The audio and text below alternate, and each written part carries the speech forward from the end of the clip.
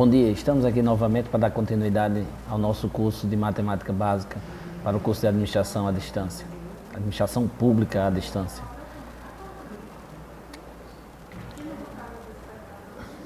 Na primeira questão, iremos falar sobre conjunto.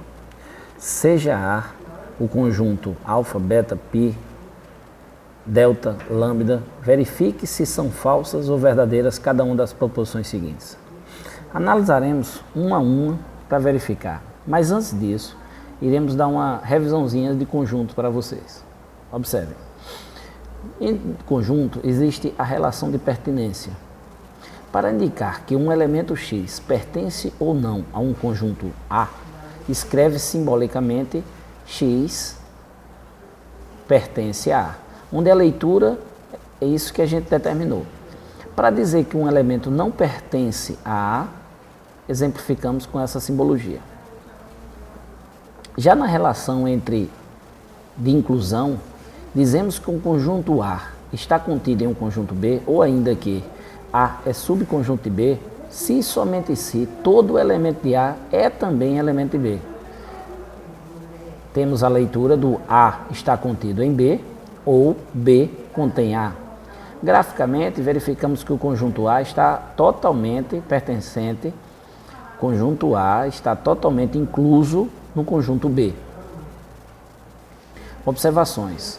Temos duas determinações. Primeiro, é que vazio está contido em qualquer conjunto existente, ou seja, para qualquer que seja A. A outra situação é que o próprio A está contido em A, seja qualquer que seja A.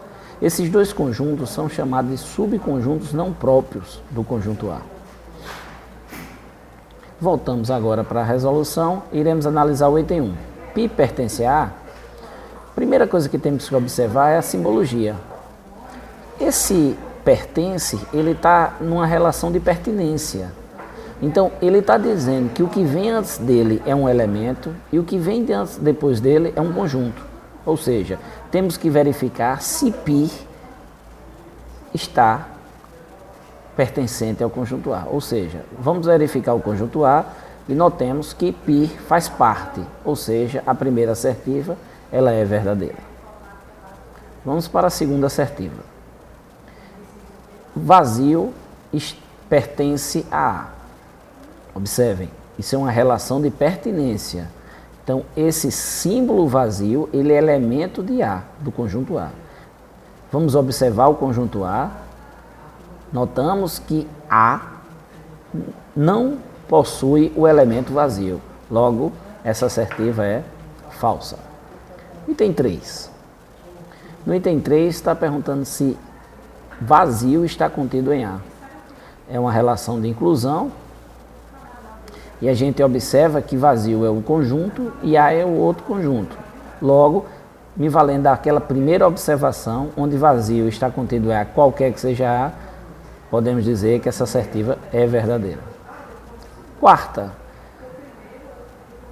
o conjunto alfa, beta está contido em A. A gente verifica que é uma relação de inclusão, ou seja, alfa e beta é realmente um conjunto e a gente vai verificar a relação com A. Para isso é necessário que alfa esteja em A. Está. Verificamos que está.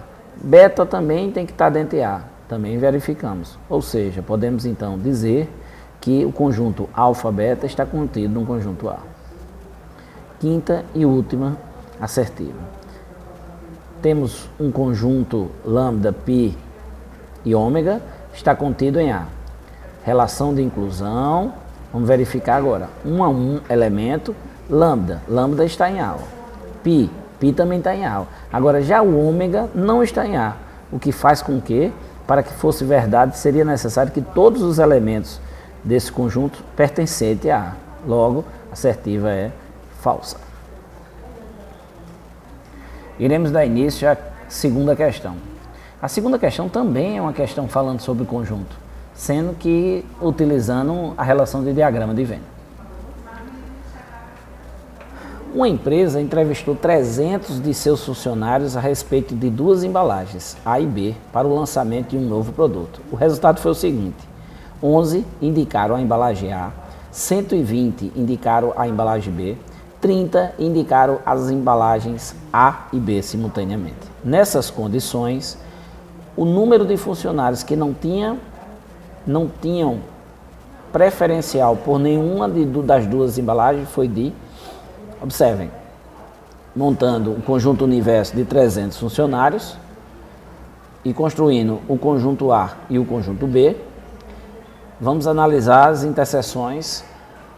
Então, observem, 30 indicaram as embalagens A e B, logo podemos preencher a interseção entre A e B com 30 elementos.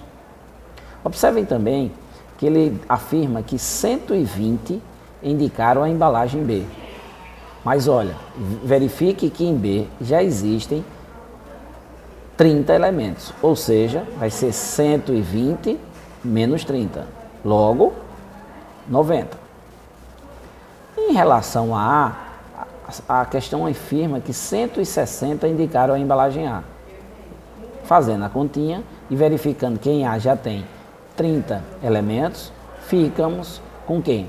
Com 160 menos 30, resolvendo essa continha, 130.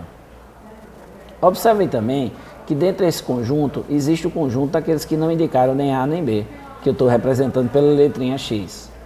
Ficamos conscientes que o somatório desses elementos tem que dar sempre o universo, ou seja, 300. Com isso, resolvendo essa continha, obtemos x mais 250 igual a 300, x igual a 50. Letra A. Iremos agora resolver a questão número 3. A questão número 3, a gente envolve uma expressãozinha numérica com a presença de potenciação. Calcule o valor da expressão A igual 2/3 elevado a menos 3 menos 5/2 elevado ao quadrado mais menos 1/4 elevado ao quadrado.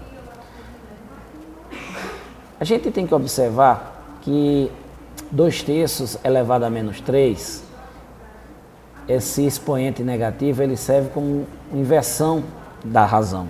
Logo, a gente passa a observar, no lugar de 2/3 elevado a menos 3, equivalente a 3/2 elevado à terceira. Observando também que nas razões restantes, a gente sabe que todo número elevado a um expoente quadrado, ele torna-se positivo, seja ele negativo ou não. Mas temos que ter cuidado.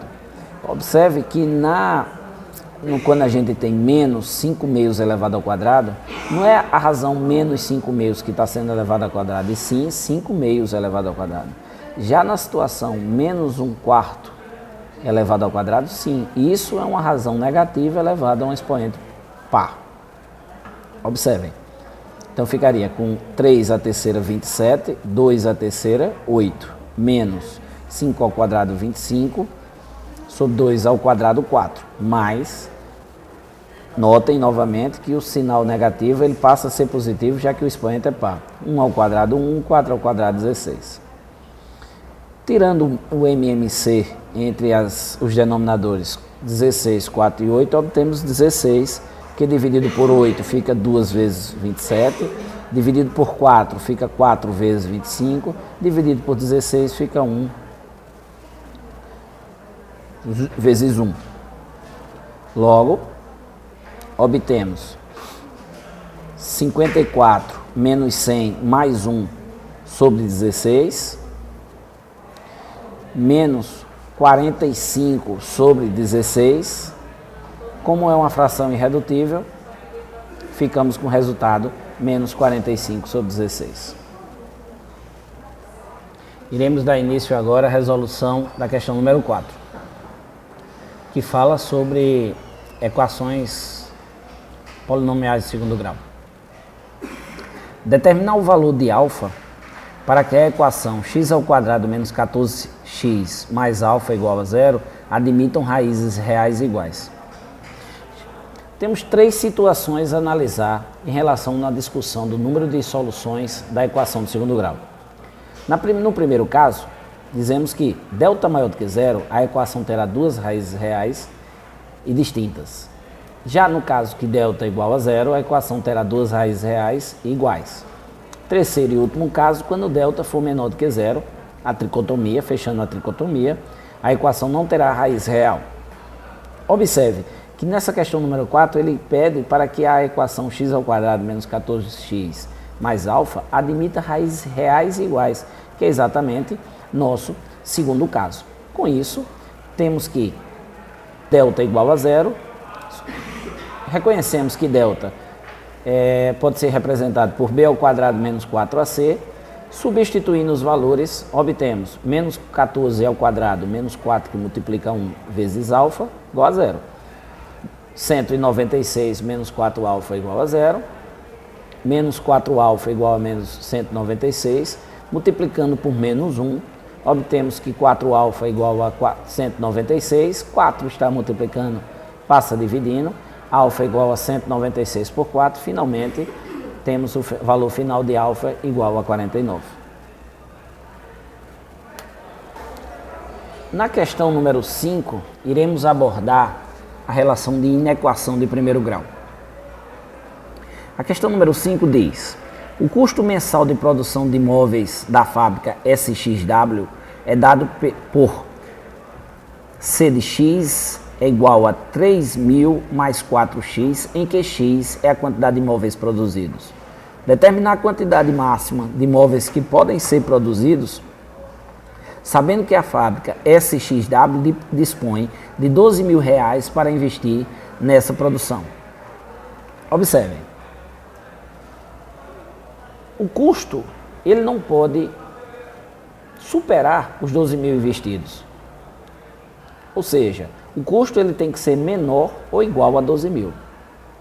Como o custo em função de x é dado por 3.000 mais 4x menor ou igual a 12.000, substituindo temos 4x menor ou igual a 12.000 menos 3.000, 4x menor ou igual a 9.000, 4 está multiplicando, passa dividindo, 9.000 dividido por 4, obtemos que x menor ou igual a 2.250. E, portanto, podemos dizer que a fábrica SXW poderá produzir até 2.250 móveis. Com essa abordagem, a gente encerra nossa sequência de vídeos para a prova presencial. Desejo a todos bons estudos e uma excelente prova. Um abraço.